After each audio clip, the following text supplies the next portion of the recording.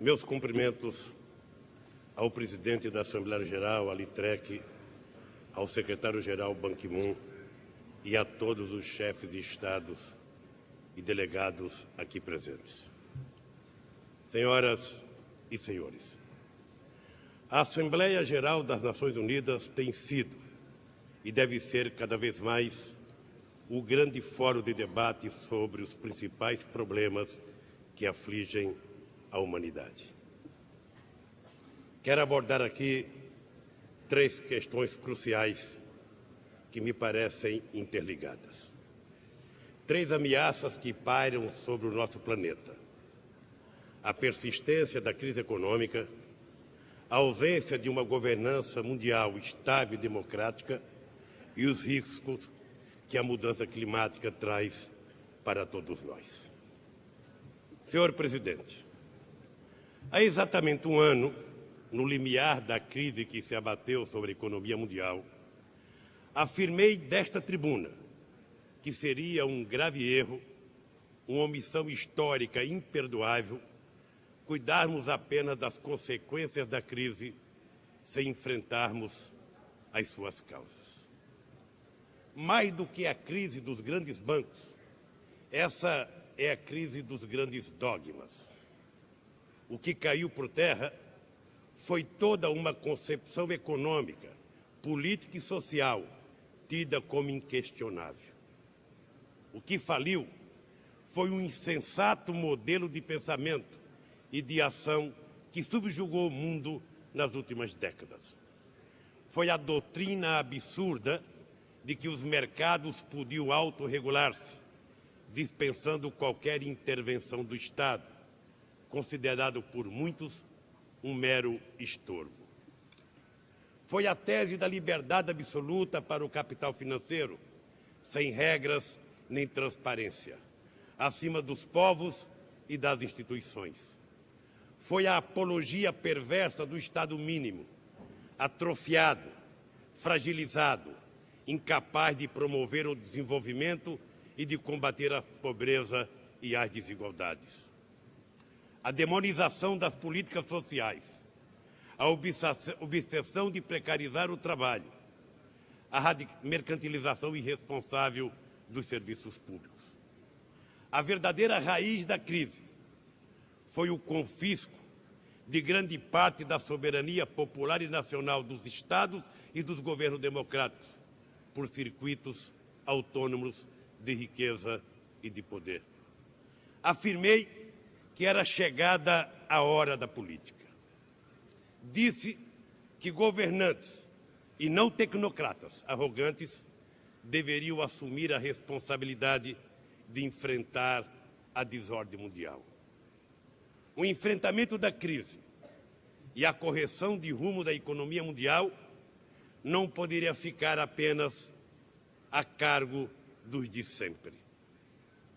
Os países desenvolvidos e os organismos multilaterais, onde eles eram hegemônicos, foram incapazes de prever a catástrofe que se iniciava e, menos ainda, de preveni-la. Os efeitos da crise se espalharam por todo o mundo, golpeando inclusive e, sobretudo, aqueles que há anos vinham reconstruindo suas economias com enormes sacrifícios. Não é justo que o custo da aventura especulativa seja assumido pelos que nada têm a ver com ela, os trabalhadores e as nações pobres ou em desenvolvimento. Passado 12 meses, constatamos que houve alguns progressos, mas que persistem muitas indefinições. Ainda não há uma clara disposição para enfrentar, no âmbito multilateral, as graves distorções da economia global. O fato de ter sido evitado o colapso total do sistema parece ter provocado em alguns um perigoso conformismo. A maioria dos problemas de fundo não foi enfrentada. Há enormes resistências em adotar mecanismos efetivos de regulação dos mercados financeiros. Países ricos resistem em realizar reforma nos organismos multilaterais, como o FMI e o Banco Mundial. É incompreensível a paralisia da rodada de Doha, cujo acordo beneficiará, sobretudo, as nações mais pobres do mundo. Há sinais inquietantes de recaídas protecionistas. Pouco se avançou no combate aos paraísos fiscais. Mas muitos países não ficaram de braços cruzados. O Brasil, um dos últimos, felizmente, a sentir os efeitos da crise, é hoje um dos primeiros a sair dela. Não fizemos nenhuma mágica. Simplesmente havíamos preservado nosso sistema financeiro do vírus da especulação. Havíamos reduzido nossa vulnerabilidade externa, passando da condição de devedores a de credores internacionais. Decidimos, junto com outros países, aportar recursos para que o FMI empreste dinheiro aos países mais pobres, sem os condicionamentos inaceitáveis do passado. Mas, sobretudo, desenvolvemos antes da crise e depois que ela eclodiu, políticas anticíclicas. Aprofundamos nossos programas sociais, especialmente os de transferência de renda. Aumentamos os salários acima da inflação. Estimulamos, por meio de medidas fiscais, o consumo para impedir que se detivesse a roda da economia. Já saímos da breve recessão. Nossa economia retomou seu ímpeto e anuncia um 2010 promissor. As exportações recuperam o seu vigor. O emprego se recompõe de forma extraordinária. O equilíbrio macroeconômico foi preservado, sem afetar as conquistas populares. O que o Brasil e outros países demonstraram é que também nos momentos de crise precisamos realizar audaciosos programas sociais e de desenvolvimento. Mas não tenho a ilusão de que poderemos resolver nossos problemas sozinhos, apenas no espaço nacional. A economia mundial é interdependente. Estamos todos obrigados a atuar além de nossas fronteiras. Por isso, é imprescindível refundar a ordem econômica mundial. Nas reuniões do G20 e nos muitos encontros que mantive com líderes mundiais, tenho insistido sobre a necessidade de irrigar a economia mundial com importantes créditos. Tenho defendido a regulação financeira, a generalização de políticas anticíclicas, o fim do protecionismo, o combate aos paraísos fiscais. Com a mesma determinação, meu país propõe uma autêntica reforma dos organismos financeiros multilaterais. Os países pobres e em desenvolvimento têm de aumentar sua participação na direção do FMI e do Banco Mundial. Sem isso, não haverá efetiva mudança e os riscos de novas e maiores crises serão inevitáveis. Somente organismos mais representativos e democráticos terão condições de enfrentar complexos problemas como os do reordenamento do sistema monetário internacional.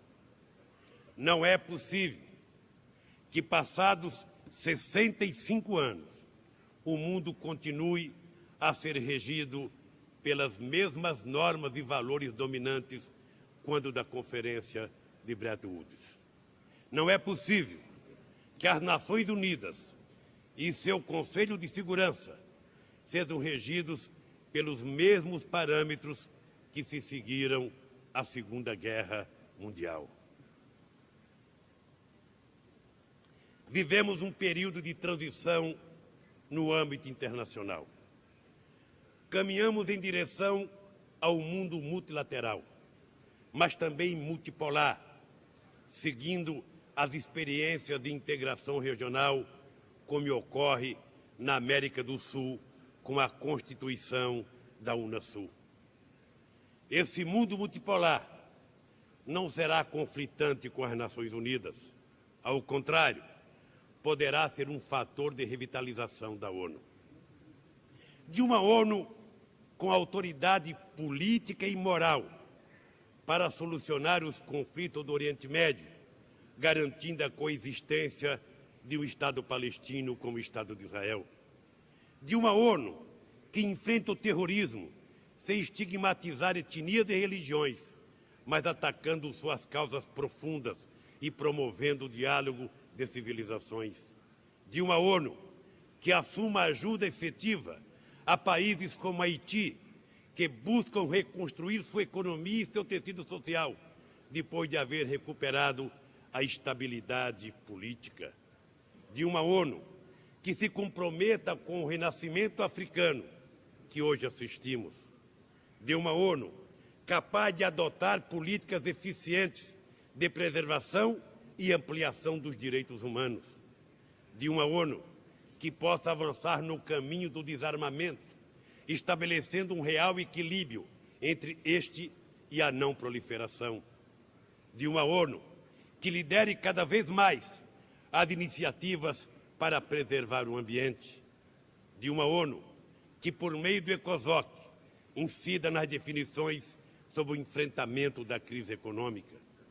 De uma ONU suficientemente representativa para enfrentar as ameaças de paz mundial por meio de um Conselho de Segurança renovado, aberto a novos membros permanentes. Senhor Presidente, não somos voluntaristas, mas sem vontade política não se pode enfrentar e corrigir situações que conspiram contra a paz, o desenvolvimento e a democracia. Sem vontade política, persistirão anacronismos como o embargo contra Cuba. Sem vontade política, continuarão a proliferar golpes de Estados, como o que derrocou o presidente constitucional de Honduras, Manuel Zelaya, que se encontra desde segunda-feira refugiado na Embaixada do Brasil em Tegucigalpa. A comunidade internacional exige que Zelaya reassuma imediatamente a presidência de seu país e deve estar atenta à inviolabilidade da missão diplomática brasileira na capital hondurenha.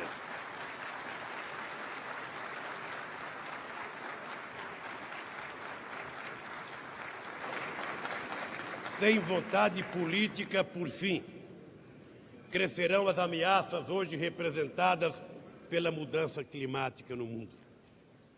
Todos os países devem empenhar-se em realizar ações para reverter o aquecimento global. Preocupa-nos a resistência dos países desenvolvidos em assumir sua parte na resolução das questões referentes à mudança do clima. Eles não podem lançar sobre os ombros dos países pobres em desenvolvimento responsabilidades que lhes são exclusivas. O Brasil está cumprindo a sua parte. Vamos chegar a Copenhague com alternativas e compromissos precisos. Aprovamos um plano de mudanças climáticas que prevê a redução de 80% do desmatamento da Amazônia até 2020. Diminuiremos 4,8 bilhões de toneladas de emissão de CO2, o que representa mais do que a soma dos compromissos de todos os países desenvolvidos juntos. Em 2009, já podemos apresentar o menor desmatamento dos últimos 20 anos. A matriz energética brasileira é das mais limpas do planeta. 45% da energia consumida no país é renovável. No resto do mundo, apenas 12% é renovável, enquanto que nos países da OCDE, essa proporção não supera a 5%. 80% de nossa eletricidade provém igualmente de fontes renováveis. 25% de etanol está misturado à gasolina que consome os nossos veículos. Mais de 80% dos carros produzidos no país têm motor flex, o que permite a utilização indiscriminada de gasolina ou de álcool. O etanol brasileiro e os demais biocombustíveis são produzidos em condições cada vez mais adequadas, sobretudo a partir do zoneamento agroecológico que acabamos de implantar, mandando para o Congresso Nacional. Proibimos a cana-de-açúcar e as usinas de etanol em áreas de vegetação nativa. A decisão vale para toda a Amazônia e nossos principais biomas. O plantio da cana-de-açúcar não ocupa mais do que 2% de nossas terras agricultáveis. Distinto de outros biocombustíveis, ele não afeta nossa segurança alimentar, nem compromete o equilíbrio ambiental. Empresários, trabalhadores e governo firmaram um importante compromisso para assegurar o trabalho decente para os canaviais brasileiros. Todas essas preocupações fazem parte da política energética de um país autossuficiente em petróleo e que acaba de descobrir grandes reservas que nos colocarão na vanguarda da produção de combustíveis fósseis. Mas o Brasil não renunciará à agenda ambiental para ser apenas um gigante do petróleo. Queremos consolidar nossa condição de potência mundial da energia verde. Por outro lado, deve-se exigir dos países desenvolvidos metas de redução de emissões muito mais expressivas do que as atuais, que representam mera fração do que é recomendado pelo painel intergovernamental para a mudança de clima. Causa-nos também profunda preocupação a insuficiência dos recursos até agora anunciados para as necessárias inovações tecnológicas que preservarão o ambiente nos países em desenvolvimento.